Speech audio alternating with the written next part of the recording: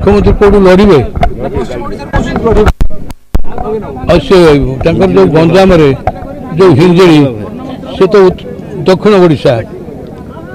से हिंजिड़ी विरुद्ध गोटे प्रार्थी मुझे ठीक अच्छे देवाई से शुणला डर कौन पश्चिम ओडिशा से जो जी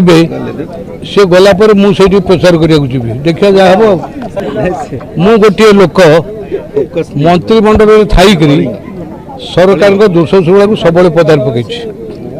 तेणु सरकार को विषदृष्टि अच्छी एवं मु मुहरे कहूनी सब सरकारी नथिपत्र कथा रही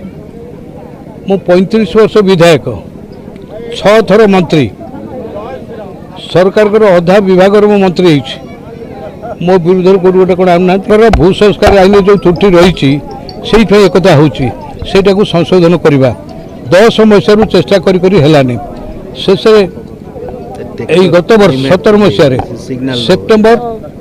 17 तारिख में बैठक डका गोटे आमेंडमेंट आसो जो गोटे कथा आमर आईन व्यवस्था अच्छी कौन सी चाषी ता जमी भाग दे पार ना जदि भाग दे जना पड़े तो मालिकाना पलैब तेणु जमी मैंने भागवान को स्वीकार करना से गोटे आमेंडमेंट करने उच्च स्तर बैठक बसला सब पदाधिकारी बसले से स्थिर है आम गोटे आमेंडमेंट आने कौन आने ना जो चाषी मानकर सीलिंग अंतर्भुक्त जमी अच्छी से भाग दे पारे मालिकाना जीवन ये कहीदेले भाग जो ऋण पाइबे बिहन पाइबे सार पाइबे सब पाइबे यही कथाटा करगलानी एवं शेष को जो मो महेश्वर मान राजनीति पचारि कहीं करून से मो कान कतर कहला भाई कहीं लगे पांडियान मना कर कथा बारंबार कही सेवा और त्याग पे राजनीति करना क्षमता और संपत्ति कौटू क्या कौन सुविधा मिले से व्यस्त होती जो भाव विजय महापात्र को अपमानित कर नॉमिनेशन फाइल 2 मिनट आगुरी टिकट कैंसल कले जो कारण दिलीप राय घरे नवीन पट्टनायक निज घर रही शेष जीवन दिलीप राय घर पठे से दिलीप राय नवीन पट्टनायक को प्ररोचित कर विजु जनता दल कले से दल बाहर कर बजंत पंडा को दल बाहर कर विजय महापात्र को दल बाहर कर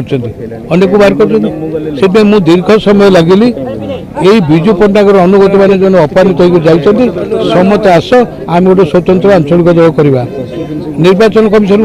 प्रस्ताव देली कि ये जनक पर जन जे पड़े तेणु नवा फल मुझे मत विजु जनता दल को हर पड़ो नवीन पट्टनायक शासन खत्म करा पड़ो तेणु क्या जरिया हम मुझे देखली भारतीय जनता पार्टी सभापति उद्यम कर सामिल हो राजसाक्षी